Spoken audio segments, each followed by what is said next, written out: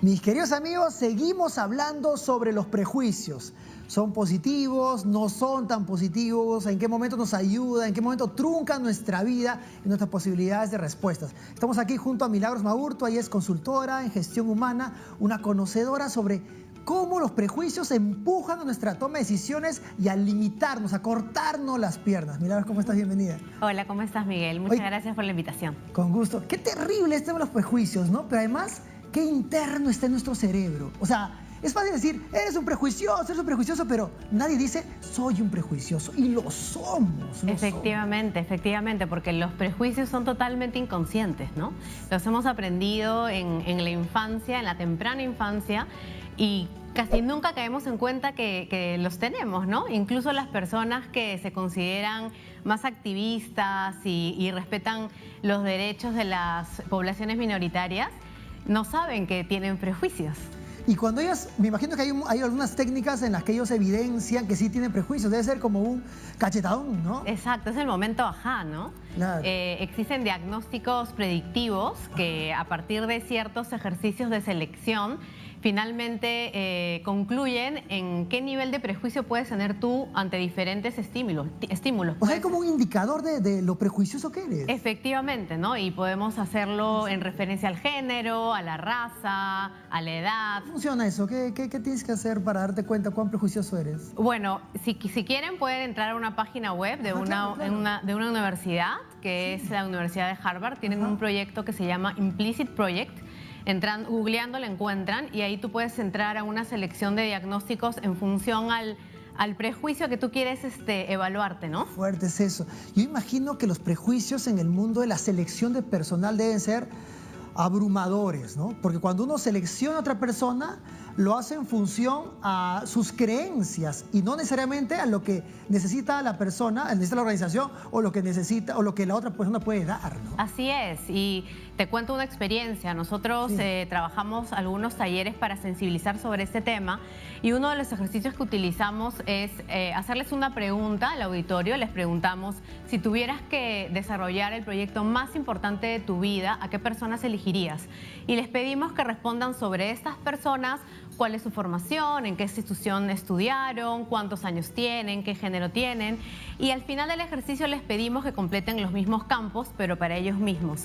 Y cuando revisan los resultados te das cuenta que más del 80% de las personas identificadas por ellos para formar parte de su equipo tienen un nivel de afinidad totalmente alto en términos de su background profesional, ¿no? O sea, la gente busca a alguien que se le parece a él. Efectivamente, buscan unos mini-yos, ¿no? Claro. Confías en ti mismo, por tanto, lo que quieres es tener en tu equipo a gente que sea parecida a ti. Es interesante esto porque ahora hablamos tanto de la importancia de las múltiples opiniones, de la diversidad en la forma de ver las cosas. De hecho, en el mundo de la creatividad, una de las cosas que más se valoran es que tenga una mirada distinta a la tuya. Mientras el grupo es más ecléctico, mientras el grupo es más diverso, más posibilidades de solución haya. Sin embargo, nuestro silencio, nuestro yo interno, discriminador y prejuicioso te dice, busca a alguien como tú. Exacto, ¿no? Exacto. Por eso hoy por hoy en las organizaciones se impulsa mucho trabajar los sesgos inconscientes para minimizar las barreras a la aceptación realmente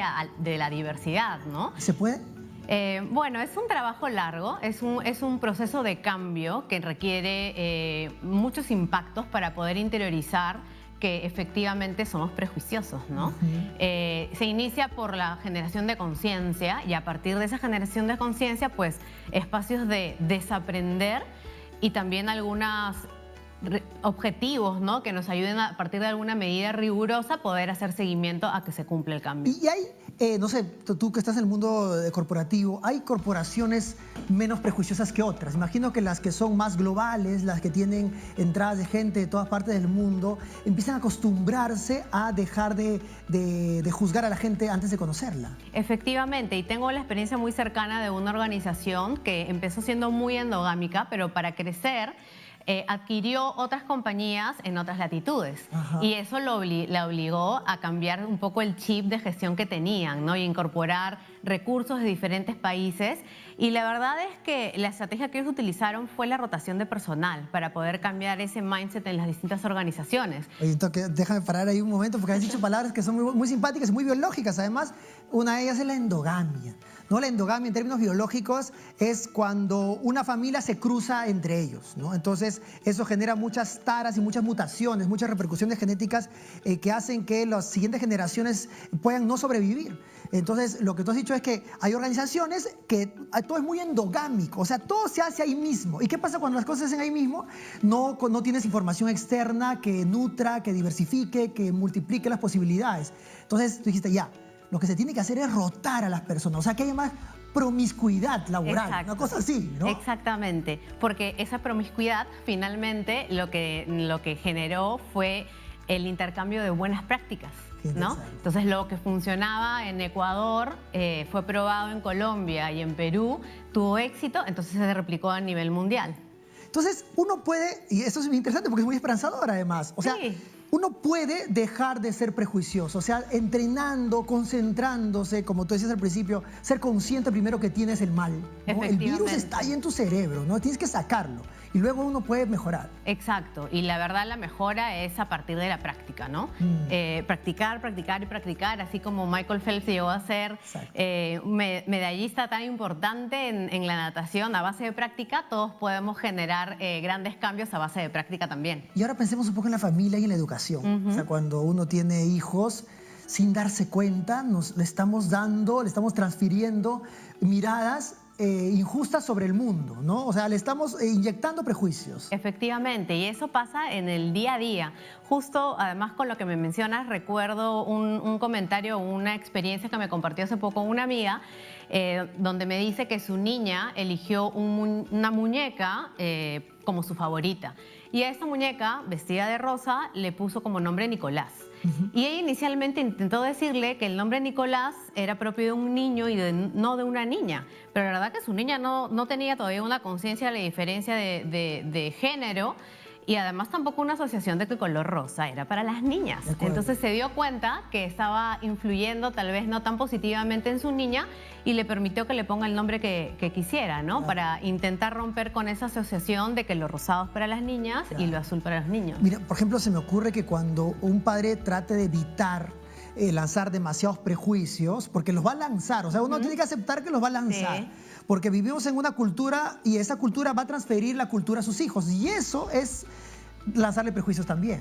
Pero tal vez uno puede minimizar ese nivel de exposición de los prejuicios viajando mucho, leyendo mucho, conversando con gente que no se parece a ti. Exacto. Que creo que es un esfuerzo mayor, ¿no? Exacto. Estar expuestos a estímulos no habituales nos ayuda también a romper con esas relaciones neuronales habituales que son las que se establecieron cuando éramos pequeños, ¿no? Claro. Y de alguna manera, si nosotros nos vemos impactados por asociaciones distintas, aprendemos también, y nuestro cerebro aprende también, a entender que existen otro tipo de relaciones y de esa manera poder inculcarlo en la familia. Por ejemplo, tú me dices que es posible que una organización se vuelva más diversa, menos prejuiciosa. También en una familia puede volverse así. Ahora pensando en una ciudad como nuestra hermosísima ciudad, tan compleja y tan diversa. O sea, si tú conoces Lima, conoces el Perú sin problemas en cuestión al mismo idioma.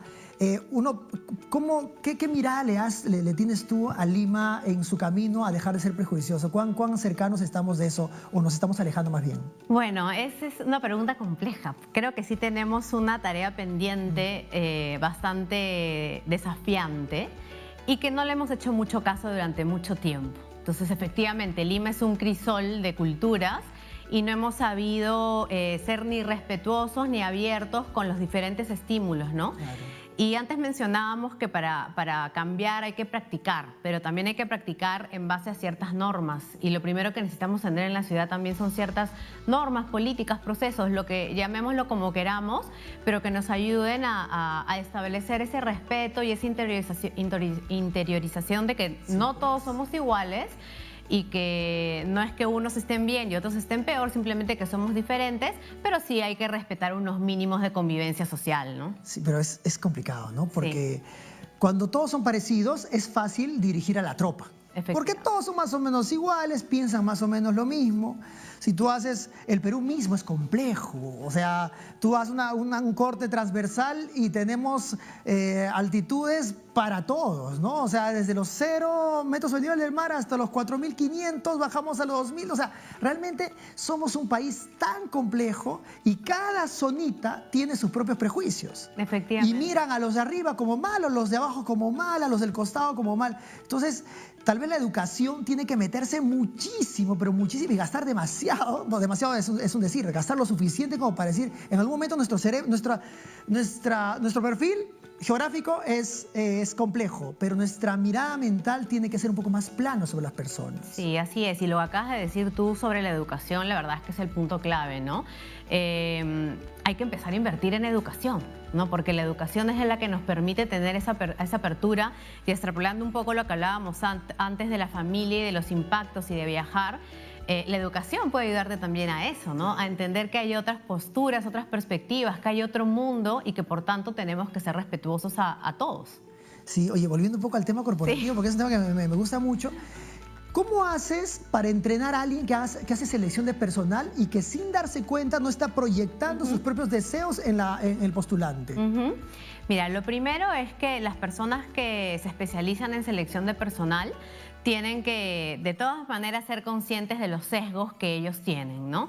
Entonces, nuestra experiencia es que en equipos de selección, primero pasar por entrenamientos justamente de identificación de sesgos, de ayudarlos a generar la conciencia de que tienen sesgos, por mucho que ellos proclamen que no los tienen, pero al ser inconscientes no se dan cuenta. Claro, o sea, si alguien dice que no tiene, es un peligro, ¿no? No debería hacer selección de personal, porque no se da cuenta de lo que está diciendo. Efectivamente, no tiene conciencia de que efectivamente los tiene, con lo cual hay que trabajar mucho con esa persona. Buenísimo. Después de ese trabajo de sesgos inconscientes, es muy importante tener procesos o políticas que igual nos ayuden a regular el proceso de selección, ¿no? Una de las prácticas, claro. Efectivamente, y una de las prácticas que nos ayuda mucho es que no solamente sea el seleccionador quien defina quiénes continúan en los procesos, sino que intervengan diferentes ejecutivos de la organización que sean de diferentes formaciones, de diferente género, que de alguna manera también representen esa diversidad que estamos buscando en los candidatos. Muchas gracias. Mire, qué interesante este tema de los prejuicios